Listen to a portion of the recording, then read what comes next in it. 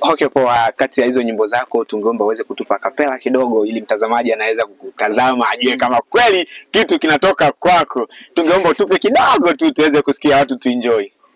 Hii nyimbo, kuna nyimbo moja ambayo tutukumbukane, nyimbo ambayo inaandika ajili ya wasia wa watu. Ndio. Natamani mtu aisikie kwa makini. Ndio. Hii nyimbo inasema kuwa kipindi unatapa ulitafuta process zako uondoke. Mama uko kitapa saluza mashamba kauza vitu vyote. Vile vipimo 15 vyote si vilienea. Mauzo Classic TV bana, mtangazaji wako ni mimi Fabrice. Leo tuko zetu zone ya 14. Tupo na msanii mkubwa sana hapa kambini. Nafikiri wengi wamfahamu, lakini hii ndio fursa ya kuweza kumfahamu. Kabla ya yote tungehitaji tumfahamu kwa majina bana. Hali yako? Salama ndugu yangu. Hii ni Mauzo Classic TV. Tungehitaji mtazamaji aweze kukufahamu kwa majina. Unaitwa nani? Kwa majina naitwa Benjamin Idi. Na jina langu zaidi sana la ustaa naitwa Bijibu. Bijibu, Mr. Bijibu. Jina lako sio geni, wewe ni maarufu, jina lako linafahamika.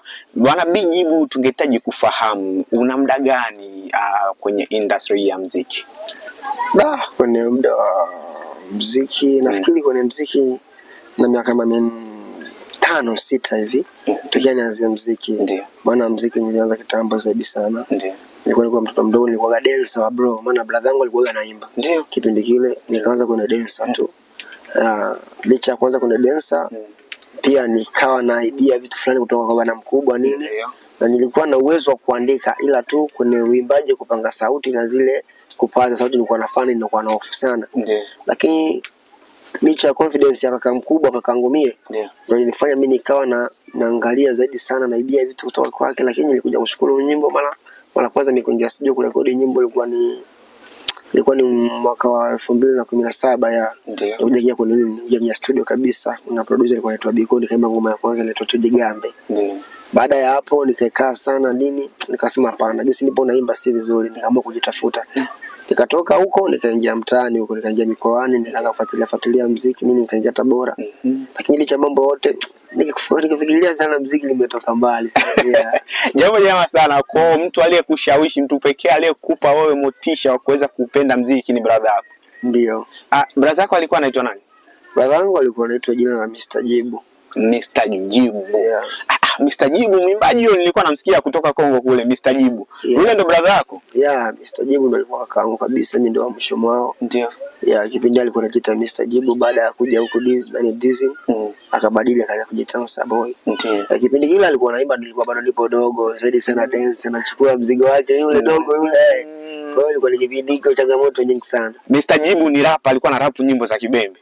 Alikuwa na rap kipindi kile, lakini alikuja kubadilika kwa kwenye R&B. Maana kuna kipindi ambacho alikuwa anaimba kina Johnson na yeye alikuwa na rap kweli. Lakini baada ya kuja kukuta soko la rap alikuwa kubwa sana DRC. Unajua DRC mambo yanakuwa na bana sana. Anaingia kwenye R&B, mambo ya campaign nini, wanaambia mambo ya siasa nini. Ndio. Aina gani ya muziki unaoifanya na wewe kwa sasa? Mimi nafanya R&B. Ndio. Nafanya uimbaji wa R&B na kuna mabadiliko fulani ambayo nimeamua kubadilika. Maana kuna muziki ambao nilikuwa nafanya zamani. Ndio. Nikuja kuelewa muziki nilikuwa nafanya zamani ni muziki ambao unaomba vitu vingi sana. Nimebadilika siku hizi mbili na kuna muziki ambao ni tofauti. Muziki gani unaofanya sasa hivi? Okay, sasa hivi naanza kuimba classic. Unaimba classic? Yeah, mfano kama upo muundo wa gospel. Nyimbo za kushauri, nyimbo za nini, lakini zile nyimbo za kuimba sijui mtoto ushike pale kama atakuacha mtu macho wazi. Ni nyimbo ambazo niliona kabisa kuwa ninachokiandaa mimi akifai kuimba zile nyimbo. Kwa kuna nyimbo ambazo nataka kuimba mfano kama nyimbo za maisha, nyimbo za kuelimisha. Zile nyimbo ambazo baba anataka aona, mama anataka aona na kasikia na kasema kuwa kuna kitu ambacho mtoto wetu anatuandalia. Jambo jema sana. Ningehitaji tena uweze kumwambia mtazamaji wetu, umkumbushe ulianza kuimba mwaka gani? So, ningesema kitu kimoja kwa mtazamaji. Ndio. Muziki mimi nimeanza kitambo, ilikuwa ni 2016 nafikiri. Maana 17 nilijaga studio. Lakini changamoto za nyimbo zipo nyingi sana. Usipokuwa na moyo uvumilivu, nyimbo unaweza kashindwa kuimba. Wimbo unahitaji moyo ambao ni mkubwa sana, uwe na kifua. Maana tulitukana wengi. Niliwahi kuambia na mamangu kusema kuwa achana muziki. Maana nakumbuka kuna siku moja nilikuwa naandika nyimbo, nipo ndani naimba mimi. Naandika nyimbo kabisa kwa vibe yangu naimba, alafu mama mkubwa, bibi mkubwa, mamangu mimi mzazi. Akaja kuniambia, "Huko unafanya fini jinga." Akanifokea kabisa, "Achana muziki, mbona uwezi nini?" Sema kutokana nilikuwa napenda muziki, sikukata tamaa. Manake kuna maisha ambayo tunaishi sana kwenye muziki, watu wanatuongelea vibaya sana. Lakini zaidi sana sisi waanza mwaka. Ndio. Okay, toka ulipoanza 2016 mpaka leo hii umeandika nyimbo ngapi? Kwani kuandika nyimbo nyingi sana. Maana mimi kitu ambacho nakikiwezaga sana kwenye maisha yangu ni kuandika nyimbo. Kuandika. Katika hizo nyimbo ambazo umeandika umerekodi nyimbo ngapi? Kuna story ya kurekodi nyimbo zangu, nyimbo ambazo nimerekodi ni nyimbo chache sana, hazifiki hata 7. Ndio. Zikiwa nyingi kabisa kuwa ni zinaweza kuwa kama 6 au 7, lakini ambazo niliandika na kuandikiana ni nyingi. Waga unaandika nyimbo afu unauza au? Naandika nyimbo nauza pia, ukitaka nyimbo na kuandikia na kuuzia. Pia napatiaga marafiki walio karibu na wapatia fare tu ya nyimbo. Maana nyimbo hata ukiandika kuikaa nayo na una hela kwenda studio ni bure. Maana uwezo ulikuwa unapiga chenga sana. Kwa umesema nyimbo nyingi umeandika, unahisi nini shida hasa ambayo imekupelekea kutokurekodi nyimbo zote hizo ambazo uliziandika? Shida ipo, unajua siku zote kuwa muziki unahitaji hela. Ndio. Muziki unahitaji hela na swala la kuwa msanii ambao una kisi mahitaji yote, kwa mfano mimi na mke na watoto na familia. Ili naweza nikapata 100,000 nikatamani kuingia studio. Studio ni 50,000, 60,000. Sasa nyumbani matumizi yanakuhitaji wewe ufanye kitu ambacho kiko sahihi. Kwa hiyo unajikuta kujimanage mwenyewe haiwezekani. Hapo ningehitaji kujua, kwani unataka kutuambia toka 2016 mpaka leo hii 2025 hujawahi kuwa na management? Okay, unaongea vizuri. 2016 mpaka sasa hivi ndio niliwahi kuaga na management. Ndio. Nafikiri kuna management ambao waliwahi kunitaga na wakapenda uimbaji wangu. Labda kipindi ambacho nilikuwa kwenye kundi yao nilikuja kugundua kitu kimoja kwenye uhalisia wao. Walikuwa na watu ambao wanahitaji sana maslahi. Maslahi. Maana unaweza kufanya nyimbo, kwa mfano anakuambia dogo ingia studio imbe nyimbo ya Kibembe. Naomba kwenye rekodi karibia nyimbo ilikuwa kwenye label. Maana nyimbo za label mimi siwagi na hesabu makundi. Siwagi na hesabu. Nakumbuka niliimba nyimbo ambayo inaitwa Nabonga ya Kibembe, ilikuwa hapa Campo. Lakini malezi ya management ilikuwa atamani mimi nifike mbali, ila anatamani anachokitaka yeye kikizi mahitaji kipindi ambacho tunatamani. Ina maana meneja wako au mameneja wako walikuwa wanataka ufanye kazi ile ambayo wenyewe wanataka, lakini kukupushi uende mbele walikuwa hawataki. Kufanya kazi ambayo unataka kwa management ni sahihi. Ndio. Lakini sasa kuna ile maisha ambayo unapaswa kuishi kuleana. Unajua msanii ukikuwa na msanii, kwa hiyo ni baba. Ukitoa management wewe ni baba yake na mtu. Ndio. Kwa hiyo kuna vitu ambavyo vinahusiana na muziki lazima utavisimamia. Ndio. Kwa hiyo kuna vitu ambavyo ilikuwa na management wako wananitendea mimi haki. Nikasema kwa hata kama huyu haipo busy, haipo serious na mambo nayofanya mimi, maana naona kauli moja kwenye maisha yangu, usipopenda ninachokifanya mimi ni vigumu mimi kupenda unachokifanya wewe. Hiyo ni kweli. Kama mtu anashindwa kukusupport haiwezekani wewe kumsupport. Inakuwa ni ngumu sana. Na tungehitaji kufahamu hapo kwa sababu mpaka sasa hivi kuna watu wanakutazama watahitaji, labda watu wanaweza wakawa na uhitaji wa kukusupport. Vipi, wewe ndoto yako ikoje? Unaendelea na muziki au ndio ushakata tamaa? Mimi muziki nafanya. Ndio. Muziki nafanya, tena nafanya kiroho safi tu. Ndio. Na nipo ready kusema kwa mtu wote ambaye anataka kufanya kazi, maana mimi sitaki hela ya mtu. Ndio. Ila nataka mtu ambaye atakuja kunisupport nifanye kazi, mbali ile kazi nilipe mimi hela. Okay, poa. Mpaka sasa hivi kuna ngoma ambazo umeziandika zipo ndani au? Na ngoma ambazo nimeziandika siri, na kuna zingine ambazo nimerekodi kwa hela zangu na bado zipo store. Hujazitoa bado, hazijawa YouTube? Kutokana na unajua kutoa nyimbo lazima uwe na budget. Hiyo ni kweli. Vipi, kuna nyimbo zako ambazo tayari ziko YouTube? Na nyimbo 3 YouTube, ila 4 na collab, maana mimi siwagi na tabia kuhesabu collab. Na nyimbo moja ambayo inaitwa Fizi, ni nyimbo yangu ambayo niliandika nikamshirikisha Kizazi Kipya na Castro Boy. Inaitwa Fizi, ipo mtandaoni kwa sasa, lakini aliposti kwa Kizazi Kipya. Licha kusema hiyo, na nyimbo nyingine ambayo kwenye account yangu inaitwa Aya. Na Aya ninatukumbukane YouTube, inaitwa Tukumbukane, pia na Nabonga, hiyo Nabonga. Okay, poa. Kati ya hizo nyimbo zako tungeomba uweze kutupa kapela kidogo ili mtazamaji anaweza kukutazama ajue kama kweli kitu kinatoka kwako. Tungeomba utupe kidogo tu tuweze kusikia watu tuenjoy. Hii nyimbo, kuna nyimbo moja ambayo Tukumbukane, nyimbo ambayo inaandika ajili ya wasia wa watu. Ndio. Natamani mtu aisikie kwa makini. Ndio. Hii nyimbo inasema kuwa kipindi unatapa ulitafuta process zako uondoke. Mama kwa kitapa saluza mashamba, kauza vitu vyote. Vile vipimo 15 vyote si vilienea. vitenge vile vya mshono, shemeji tulimshonea. Hata salamu bure ya mdomo, bro unatukosea. Maisha marefu fike kikomo, sunadha utajionea. Bro, tukumbukane, tukumbukane, tukumbukane, tukumbukane, tukumbukane, tukumbukane. Vibaya unayofanya ujue yanaumiza, vibaya unapotoa unashindwa timiza. Asa mbona nasikia unavionja kibao uko Mwanza, mara nasikia ukweni kwenu wanakula na kusaza.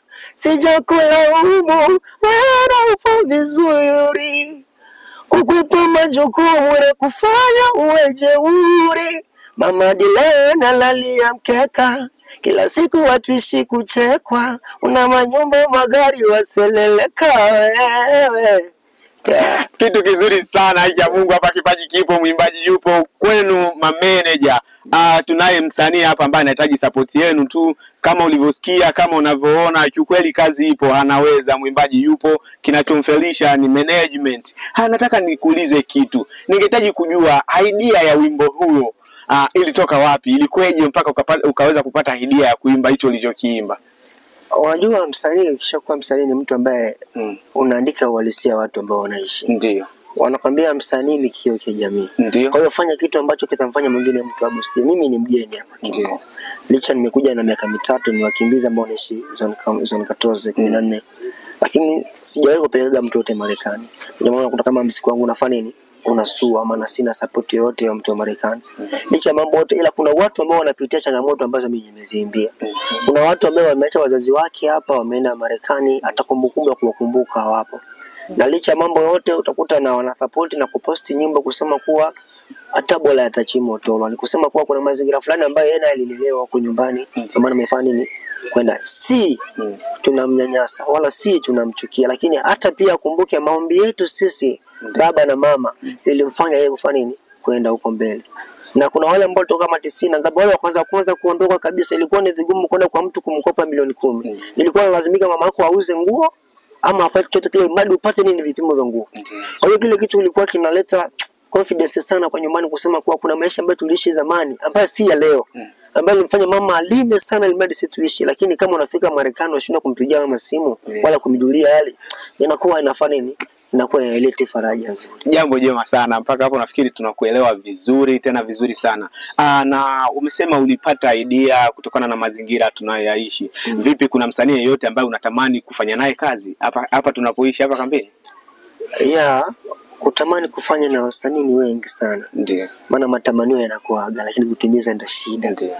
Natamani kufanya sana ni kufanya kazi na msanii ambaye ana moyo kama mimi. Ambaye anajisikia kama mimi na ambaye anaweza kuwa na support. Ndio. Na kukuwa na roho ya kupushi mtu kama Jay Modo. Jambo jema sana kwako mtazamaji wa Mahuzo Classic TV. Tupo naye mwimbaji mkubwa kama unavyomuona na unavyomsikia. Kiukweli hapa kipaji kipo, isipokuwa management ndio jambo ambalo bado ni changamoto kwake. Jambo gani ambalo labda unaweza kuambia watu ambao wanakufahamu au wale ambao hawakufahamu wanaotutazama kwa muda huu ambao labda wanaweza wakawa na kiu cha kuweza kukusaidia? Unaweza kuambia kitu gani au kuweza kukupushi, kukumanage? Unaweza kuambia kitu gani watu hao? Naweza nikasema kitu kimoja kwa watu wanaotutazama. Ndio. Si mimi, maana talent zipo nyingi sana. Ndio. Wanaoimba kama mimi wapo na wanaonizidi wapo wengi. Ndio. Lakini licha mambo yote maisha yapo hivi. Unapoamua kumsaidia mtu wewe msaidie. Ndio. Maana ukiangalia manufaa ya mtu unayemsaidia, maana unasubiri yule mtu aje kupata na naye kusaidia, ni kitu ambacho kiwezekana. Na muziki wa nyumbani kwetu sijauanza mimi. Ni muziki wa sisi wa Bembe, tunasupportiana, tunapendana na pia tunatamani kufika muziki ufike mbali. Kwa mfano ndugu yangu wanavyomsupportigi ndugu nani Nyago. Wanamsupport kusema kuwa ni mtu ambaye alijituma. Ndio. Na kujituma kwake kunamfanya nini? Apate kitu anachostahili. Kwa hiyo nitawaambia kitu kimoja ndugu zangu. Support yenu inahitajika sana. Vijana wa Kibembe wanaoimba ni wengi, si mimi, tuko wengi. Lakini tusipo supportiana sie itakuwa ni mbaya sana. Ndio. Usisupport kwa ajili ya kusema kuwa na manispaa. Penda kwanza kile kitu, maana haujui Ipo hivi, unaweza kusema kuwa nitafanya kazi na bosi hapa, atanilipa 100,000 kwa mwezi. Lakini uzuri wa kazi yangu na ubora wa kazi wangu, bosi akatamani kunilipa hata 500,000 kutokana na jinsi nafanya ninavyofanya kazi. Hiyo kweli kabisa, namna unavyojituma inaweza ikampelekea bosi kuongeza mshahara. Kwa hiyo ujue malipo yapo, unaweza kujipangia kusema kuwa nitamlipa kiasi kadhaa. Lakini akifanya kazi kadiri na mapenzi yako utamuongezea hata kiwango kingine. Kwa hiyo tufanye nini? Malipo huwa anakuja ni swahabu ambao wewe hujui. Na faida kwa mtu, msupport kwanza, moyo wa kumsupport. Maana leo msupport Dogo Founder alijua kama atafika WCB. Lakini Mungu alichokifanya alipata faida na yule jamaa alifanya nini? Alifunguka. Huyu kipofu alisupportiwa na watu ambaye Golden ambaye alikuwa jamaa aliimba nyimbo na watu wakamsupport, lakini licha kumsupport kafika mbali. Tulitarajia kufika kule? Hapana, ni kitu ambacho jitoe kwanza. Alafu baadaye Mungu anajua utafanya nini. Kwako mtazamaji wa Mauzo Classic TV, nafikiri unaweza kumsikiliza. Leo tulikuwa zetu huku zone ya 14. Niseme mpaka hapo sina la ziada. Isipokuwa siku nyingine tukipata nafasi bado tutakuja kumuona. Mpaka hapo niseme hatuna la ziada. Leo tulikuwa zetu huku zone ya 14, tumeweza kupiga story na msanii mkubwa kama mlivyomuona. Nafikiri wengi wanamfahamu, pia wengi hawajamfahamu, lakini ni mtu ambaye anahitaji support kutoka kwenu. Watazamaji, mashabiki wa muziki na wale ambao wana kipato kidogo, tuweze kuwasupport vijana wetu. Ni kweli kwamba hapa kambini vipaji ni vingi sana, isipokuwa support ndo bado changamoto. Nilokuletea kipindi hiki naitwa Fabrice. Siko peke yangu, niko na Mr. J Modo nyuma ya kamera. Mpaka hapo niseme sina la ziada. Siku nyingine tukiweza kupata nafasi.